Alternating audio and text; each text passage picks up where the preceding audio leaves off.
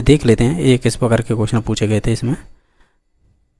इसमें से जो आपका पहला क्वेश्चन है आपको स्क्रीन पर दिखाई दे रहा होगा।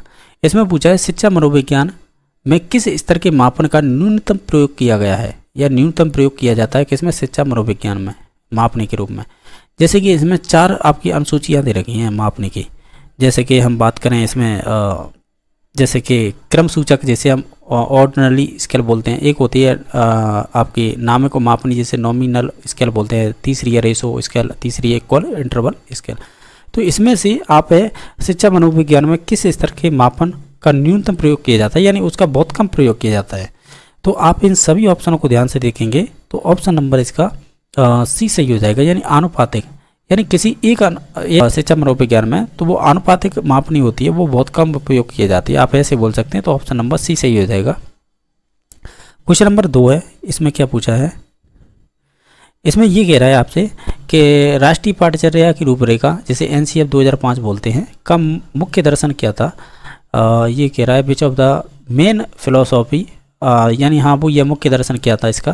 तो हम कहेंगे बिना बोझ की शिक्षा थी, इसका मतलब तो यही था जो आपकी लर्निंग है विदाउट बर्डन होनी चाहिए, बिना बोझ की शिक्षा।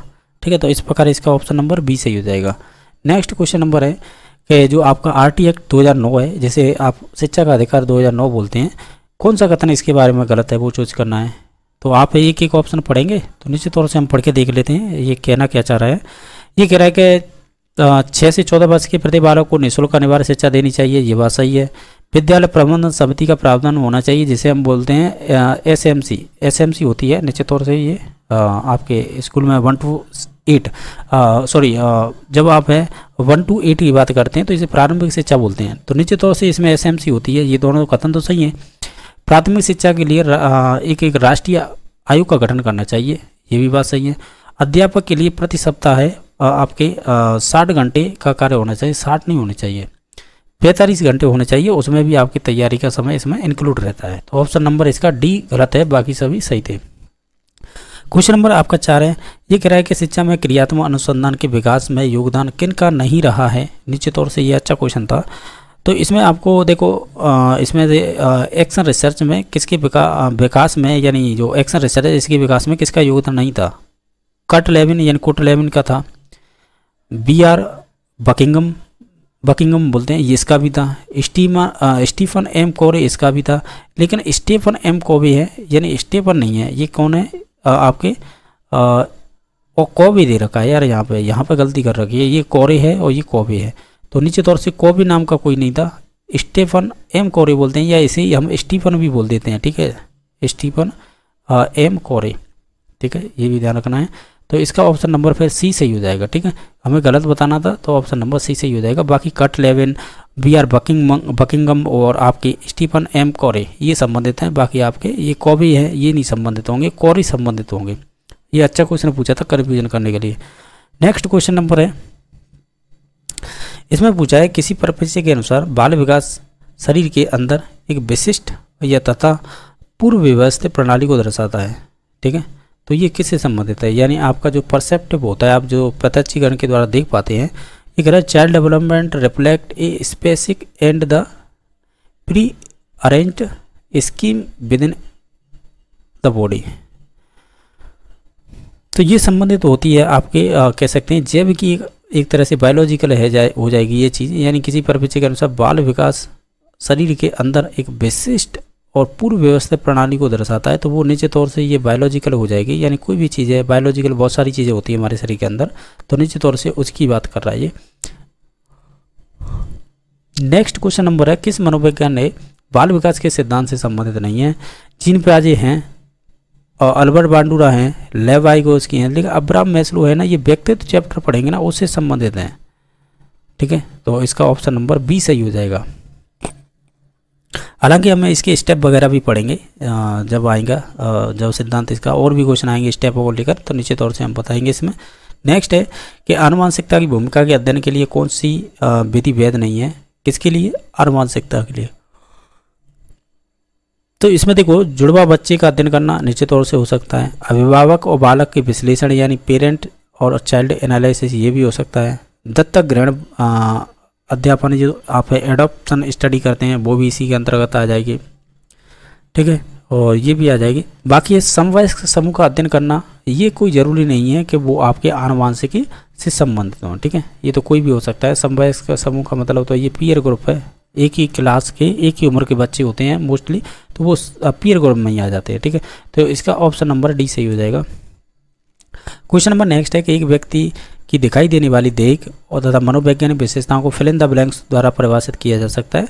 देखो, एक तो होता है जीनोटाइप, एक होता है फिनोटाइप। जीनोटाइप तो हमारे शरीर के अंदर होने वाली जो भी गतिविधि है उनसे संबंधित होता है। आपने जो वो पढ़ा होगा, ग्रेग जॉन मेंडल थे जो आनुवंशिकता के पिता कहलाते हैं, तो उन्होंने मटर के पौधे में प्रयोग किए होंगे, तो वहाँ पे आप पढ़ते होंगे, 10th तक तो पढ़ते ही हैं सभी, कि जैसे कि F1 पीढ़ी यानी फर्स्ट जनरेशन में क्या अनुपात रहा था जीनोटाइप का या फिनोटाइप का, ये शब्द हैं उन्हीं से आई हैं, ये आनुवंशिकता से टर्म। तो हमें पूछा है कि व्यक्ति की दिखाई देने वाली देख और मनोवैज्ञानिक विशेषताओं को, यानी देख का मतलब जिसे आप देख सकते हैं ना, वो होता है आपका फिनोटाइप, ठीक है, और जिसे आप देख नहीं सकते वो होता है आपका जीनोटाइप। तो ये फिनोटाइप होता है, और ये हालांकि देखा जाए ना, ये बायोलॉजी का क्वेश्चन है और यहाँ पर इन्होंने पूछ लिया है, केवल इसने एक मनोवैज्ञानिक विशेषता डाल दी यहाँ पे और साइकोलॉजी का क्वेश्चन बना दिया है। हालांकि इसका राइट आंसर होगा C number option. Question number next है, हेनरी ए मुरे और क्रिस्टियाना डी मॉर्गन द्वारा कौन सा परिचय निर्मित किया गया था। ये व्यक्तित्व का चैप्टर पढ़ेंगे ना, तो उसमें विधियाँ चलती हैं, तो निश्चित तौर से ये आपका जिसे बोलते हैं TAT, इंग्लिश में बोलते हैं थेमेटिक एप्रेसेप्शन टेस्ट बोलते हैं, ये इसे हिंदी में कहते हैं कथानक संप्रत्यक्षण परीक्षण कहते हैं। ऑप्शन नंबर इसका सी सही हो जाएगा। इसमें आपके 31 कार्ड हुआ करते थे, जिसमें से आपके 30 कार्ड तो ऐसे हुआ करते थे, कैसे हुआ करते थे कि मेल के हो जाते 10 कार्ड, फीमेल के 10 कार्ड और 10 कार्ड खाली हुआ करते थे, यानी सॉरी दोनों के हुआ करते थे। इस प्रकार ये 30 कार्ड और एक कार्ड पर आपकी कहानी लिखवाई जाती है, इस प्रकार 31 कार्ड होते थे, और ये दोनों ही आपके स्टीफन एम मुरे और आपकी क्रिस्टियाना डी मॉर्गन, ये दोनों के द्वारा दिया गया। तो ऑप्शन नंबर सी सही हो जाएगा।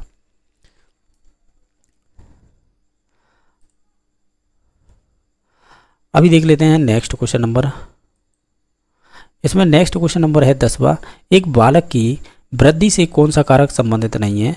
तो देखो, आप है इसमें से वो शब्द छाटिएगा जो बालक की वृद्धि से संबंधित नहीं है। जैसे पोषण निश्चित तौर से ये है, स्वास्थ्य ये भी निश्चित तौर से उससे संबंधित है, और क्या हो सकते हैं, और आपकी निद्रा निश्चित तौर से वो उस बच्चे के वृद्धि से ही संबंधित है, यानी बालक के विकास से ही।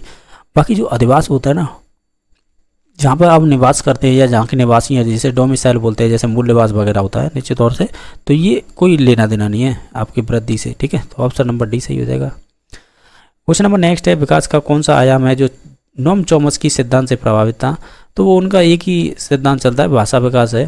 तो वो कहते हैं कि जहाँ बच्चा है यानी LED लेकर पैदा होता है, यानी लैंग्वेज एक्विजिशन डिवाइस, यानी बच्चा है भाषा भी अपने आप सीख जाएगा, समाज के अंदर उसकी ग्रामर भी सीख जाएगा। तो इससे संबंधित ये भाषाओं की बात करते हैं चॉम्स्की।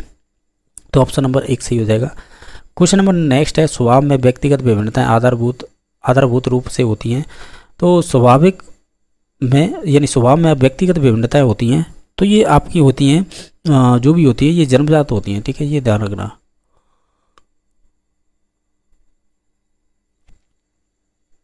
ठीक है, ये अच्छा क्वेश्चन है कि स्वभाव में भी जो व्यक्तिगत विभिन्नता आधारभूत रूप में होती हैं, तो वो निश्चित तौर से जन्मजात होती हैं, यानी इसमें टेम्परामेंट दे रखा है, ये बेसिकली ये होती हैं, ये इनेट होती हैं, यानी जन्मजात होती हैं। क्वेश्चन नंबर नेक्स्ट है, किसने व्यक्तित्व के किसी भी सिद्धांत को प्रतिपादित नहीं किया है। तो देखो, आप है इनमें से देखिए, ऑलपोर्ट ने तो किया है, ये गॉर्डन आपका दे रखा है, इसने किया है। रेमंड केटल ने भी किया, तरल और ठोस में बांटा था। सिगमंड फ्राइड ने भी बात की है, लेकिन BF स्किनर ने किसी भी प्रकार की बात नहीं की। इन्होंने तो आपके पुनर्वनन, ऑपरेंट कंडीशन थ्योरी, उसमें आने वाली टर्म वो यूज़ की है। तो ऑप्शन नंबर पर इसका ए सही हो जाएगा, ठीक है, इन्होंने बात कोई नहीं की है। क्वेश्चन नंबर नेक्स्ट है कि मानसिक विमंदित पद को किस पद के साथ प्रतिस्थापित किया जा सकता है। यानी आप तो ये बताइए, मानसिक विमंदित, इसे रिटायर्डेशन बोलते हैं। ऐसा कौन सा शब्द है जो इसे संतुलित करेगा, यानी आप है इसे हटा देंगे और उस शब्द को रख देंगे तो वही बात हो जाएगी। ये है कहने का मतलब इसका। आप है इन सभी ऑप्शनों को ध्यान से देखेंगे तो हम कहेंगे बौद्धिक अयोग्यता है ना, ये शब्द यूज किया जाता है, इसे बोलते हैं इंटेलेक्चुअल डिसेबिलिटी, इसे ही बोलते हैं मानसिक विमंदिता। तो ऑप्शन नंबर ए सही हो जाएगा। क्वेश्चन नंबर 15 है व्यक्तित्व की सैद्धांतिक अवधारणा के लिए निम्न में से कौन सा कथन सत्य नहीं है। यानी व्यक्तित्व की जो सैद्धांतिक अवधारणा है ना, यानी जो कॉन्सेप्ट दे रखा है उससे संबंध नहीं है। जैसे कि हम ऑप्शन देखें, ये स्टेबल होता है, ये बात सही है। ये स्थायी होता है, ये भी बात सही है।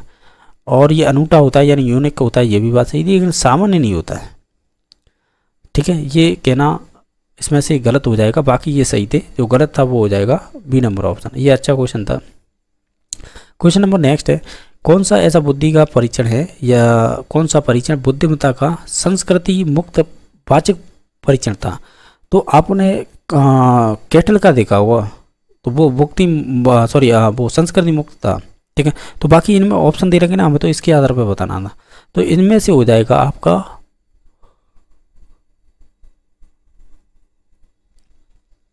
इसमें से हो जाएगा जो स्टैंडर्ड प्रोग्रेसिव मैट्रिसेज परीक्षण था, या मैट्रिक्स बोलते हैं इसे ही।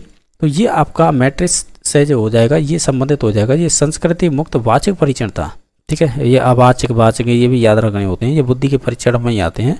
तो ऑप्शन नंबर डी सही हो जाएगा। क्वेश्चन नंबर नेक्स्ट है, बहुआयामी बुद्धिमत्ताओं को हार्वर्ड गार्डन ने कौन सी बुद्धिमत्ताओं में सम्मिलित नहीं है, ये बताना है। उन्होंने जो बताए थे ना 11 प्रकार, पहले 9 बताए थे, फिर 2 और जोड़ दिए थे 11। तो इनमें से बताइए कौन सा नहीं है। तो इमोशनल नहीं होगा, इस प्रकार की बात नहीं की है। बाकी उन्होंने एक्सटेंशियल अस्तित्ववादी की बात की है, नेचुरलिस्टिक यानी जो प्राकृतिक है उनसे संबंधित बात की है, इंट्रापर्सनल और इंटरपर्सनल होते हैं उनसे भी बात की है, यानी सभी की बात की है, लेकिन सामवेद की बात नहीं की है, यानी इमोशनल की। रचनात्मक चिंतन में कौन से प्रकार संबंधित नहीं होता है। तो देखो, ये आपके रचनात्मक चिंतन के कौन से प्रकार से संबंधित नहीं है, तो आपको ये बताना है। जैसे कि हम बात करें अत्यधिक चिंतन, ये हो सकता है ओवर थिंकिंग, रिफ्लेक्टिंग थिंकिंग भी हो सकती है, मेटा थिंकिंग भी हो सकती है। बाकी डाइवर्जेंट थिंकिंग है ना, ये आपकी रचनात्मक चिंतन से संबंधित नहीं है, ठीक है। ये ध्यान रखना, ये अच्छा क्वेश्चन पूछा है इन्होंने। तो ऑप्शन नंबर डी सही हो जाएगा। क्वेश्चन नंबर नेक्स्ट है कि विशेष आवश्यकता वाले बालकों के साथ कौन सी विधि प्रत्यक्ष रूप से संबंधित नहीं होती है। तो इसमें से हो जाएगी जैसे खेल कूद व अतिरिक्त पाठ्यक्रम गतिविधि का विकास करना। तो ये ऑप्शन नंबर बी सही हो जाएगा। इसमें हमें यही पूछा था कि विशेष आवश्यकता वाले बालकों के साथ कौन सी विधि है जो प्रत्यक्ष रूप से संबंधित नहीं है, क्योंकि खेलकूद है जो विशेष आवश्यकता वाले वो किसी भी प्रकार के बालक हो सकते हैं, जिन्हें दिखाई नहीं अच्छी प्रकार से दे रहा हो, या कोई डिसेबिलिटी हो, या कोई विकलांगता हो। तो निश्चित तौर से हम कह सकते हैं वो खेलकूद और अतिरिक्त पाठ्यक्रम की जो भी गतिविधि है उनका विकास ये आपके संबंधित नहीं होंगी विशेष आवश्यकता वाले बच्चों से। बाकी है पाठ्यक्रमों का विभिन्नीकरण ये हो सकता है, भिन्न शिक्षण शैलियाँ हो सकती हैं, विशेष गतिविधियों के लिए प्रशिक्षण हो सकता है, लेकिन बी नंबर नहीं होगा। पढ़ने से संबंधित अधिगम अक्षमता को कहेंगे, पढ़ने से संबंधित डिसलेक्सिया होती है, तो ऑप्शन नंबर बी सही हो जाएगा। न्यूनतम आधारित सुविधाओं से वंचित बालकों को निम्न में वर्गीकृत किया जा सकता है, तो हम उन्हें अलावान्वित बालक बोलते हैं, तो हम कहेंगे उनके लिए डिसएडवांटेज चिल्ड्रन। इनके लिए टर्म यूज की जाती है आपकी साइकोलॉजी में, प्रतिकूल परिस्थिति ग्रस्त बालक, ठीक है। तो ऑप्शन नंबर सी सही हो जाएगा। कौन सा कुछ समायोजन का व्यवहारगत लक्षण है, जैसे कि इसमें से अच्छा क्वेश्चन था ये वाला। देखो इसमें क्या पूछा है कि कुछ समायोजन का व्यवहारगत लक्षण क्या होगा, वो आपकी होगी अग्रेशन, आक्रामकता। बाकी असुरक्षा नहीं होगी, चिंता नहीं होगी, उदासीनता भी नहीं होगी, ठीक है। तो ऑप्शन नंबर ए सही हो जाएगा। क्वेश्चन नंबर आपका 23 है कि अधिगम की अवधारणा के लिए कौन सा कथन है वो आपका सत्य नहीं है। अधिगम व्यवहार में परिवर्तन करता है, ये बात सही है। अपेक्षाकृत रूप से स्थायी अंतर परिलक्षित होते हैं, ये भी बात सही है। अधिगम अभ्यास द्वारा प्रभावित होता है, ये भी बात सही है। अधिगम जन्मजात होता है, जन्मजात नहीं होता है। अधिगम तो आपका अर्जित होगा, ठीक है। तो ऑप्शन नंबर फिर इसका डी सही हो जाएगा। क्वेश्चन नंबर आपका 24 है, इवान पावलोव द्वारा प्रतिपादित शास्त्रीय अनुबंधन सिद्धांत अधिगम को निम्न द्वारा समझाया जा सकता है। तो उन्होंने तो किसकी बात की है, देखो पुनर्वलन की बात नहीं की है, अनुकरण की बात नहीं की है, अंतर्दृष्टि की बात नहीं की है, तो साचार की बात की है, एसोसिएशन, जिसे आप अनुबंधन भी बोल सकते हैं, ठीक है। बाकी पावलर ने आपका क्लासिकल कंडीशन थ्योरी दी थी, क्लासिकल कंडीशन थ्योरी कह सकते हैं, या लर्निंग प्रोसेस या सिद्धांत बोल सकते हैं, क्लासिकल कंडीशन थ्योरी, जैसे आप CCA बोल सकते हैं, ठीक है। वो शॉर्ट टर्म याद करने में किया, हालांकि यहाँ पे क्लासिकल कंडीशन यही ध्यान रखें, अनुबंध क्लासिकल अनुबंधन यानी शास्त्रीय अनुबंधन सिद्धांत बोल सकते हैं। तो इसका ऑप्शन नंबर फिर बी सही हो जाएगा, यानी इसी से संबंधित रहते हैं ये, ठीक है। बाकी है इनमें से बताना है बालकों के लिए अधिगम की प्रक्रिया इसमें से कौन सी नहीं है। आप इन सभी ऑप्शनों को ध्यान से देखिएगा। इसमें से देखो प्रतिबिंबन हो सकता है, रिफ्लेक्शन, यानी इनमें से कौन सी बालक की अधिगम की प्रक्रिया नहीं है। तो देखो प्रतिबिंबन हो सकती है, तर्क हो सकता है, कल्पना भी हो सकती है, लेकिन परिपक्वता ये ऑटोनोमस प्रोसेस होती है, यानी ये अपने आप होने वाली प्रोसेस है, वो भी वातावरण में, तो ये नहीं होगी। ठीक है, बालकों की अधिगम की प्रक्रिया नहीं है, वो ये नहीं होती है। बाकी ये हो सकते हैं तर्क, कल्पना, प्रतिबिंब, ये सभी चीज़ें।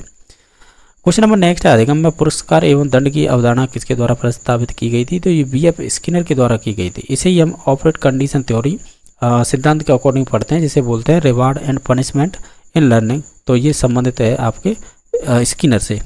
ठीक है, तो ऑप्शन नंबर सी सही हो जाएगा। और ये शायद मेरे हिसाब से सितंबर की रीट हुई थी, उसमें पूछा हुआ है ये क्वेश्चन। क्वेश्चन नंबर नेक्स्ट है 27वां, कच्चा अधिगम में अभिप्रेरणा की भूमिका किस प्रक्रिया से प्रत्यक्ष रूप से संबंधित नहीं होती है। यानी अभिप्रेरणा या अभिप्रेरणा की भूमिका है किस प्रक्रिया द्वारा प्रत्यक्ष रूप से संबंधित नहीं होती है। तो आप इन सभी ऑप्शनों को ध्यान से पढ़िएगा, जैसे कि प्रगति एवं परिणाम का ज्ञान होना, यानी नॉलेज और प्रोग्रेसिव जो भी आपकी प्रोसेस होती है उसका रिजल्ट होना, तो ये संबंधित हो जाएगी इससे। यार हमें तो वो केवल वो बतानी है जो संबंधित नहीं है। ठीक है, और आपकी प्रशंसा एवं आलोचना हो सकती है, और आपका आकांक्षा का स्तर। तो इसमें से जो अंतर्वैयक्तिक समायोजन है ना, ये संबंधित नहीं होगी, जिसे हम इंटरपर्सनल बोलते हैं, एडजस्टमेंट, ये आपका प्रत्यक्ष रूप से संबंधित नहीं होगा। तो ऑप्शन नंबर बी से हो जाएगा। ये अच्छा क्वेश्चन था। नेक्स्ट क्वेश्चन नंबर, शिक्षा में अवधारणा मानचित्र द्वारा सुझावित किया गया है, ये किसके द्वारा, यानी जिसे इंग्लिश में बोलते हैं कॉन्सेप्ट मैपिंग है, ये किसके द्वारा एजुकेशन में जो आपका इंट्रोड्यूस किया गया है, किसके द्वारा। तो ये संबंधित हो जाएंगे आपके जोसेफ डी नोवाक।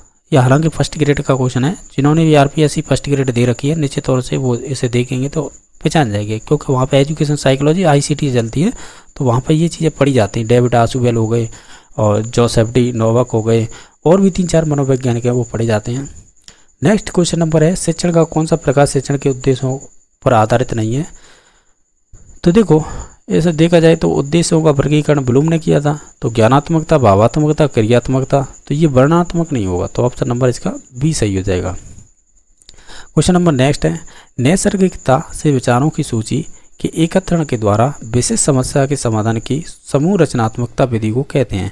आप इन सभी ऑप्शनों को देखेंगे तो इसमें से हम कहेंगे ये कहीं ना कहीं आपकी मस्तिष्क विप्लव युक्ति, यानी जिसे हम ब्रेन स्टॉर्मिंग स्ट्रेटजी बोलेंगे, तो ऑप्शन नंबर ए सही हो जाएगा। ब्रेन स्टॉर्मिंग विधि ये एक चलती है, तो ये उसकी बात कर रहा है। ठीक है, तो ऑप्शन नंबर